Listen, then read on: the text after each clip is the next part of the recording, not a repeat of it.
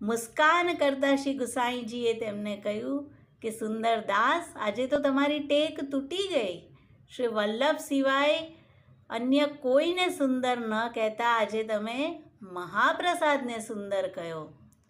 અને સુંદરદાસજીએ શ્રી ગુસાઈજીને કહ્યું, કૃપાનાથ, આપે હમણાં મને શું પૂછ્યું તેની તો મને કંઈ ખબર જ નથી.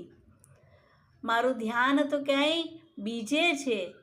વિદ્યાનગરના રાજ દરબારમાં ગજગતિએ પધારી રહેલા શ્રી વલ્લભ, અને જેને જોઈને આખી સભા મોહિત થઈ ગઈ. રાજા ઊભો થઈ ગયો અને શ્રી વલ્લભ પર કનક પુષ્પોથી શ્રી વલ્લભને સ્નાન કરાવવામાં આવ્યું. અને તે સમયે આપનું જે લાવણ્યમય સ્વરૂપ છે, અતિ મોહન કરનારું સ્વરૂપ છે, તેને જોઈને મેં કહ્યું, અતિ સુંદર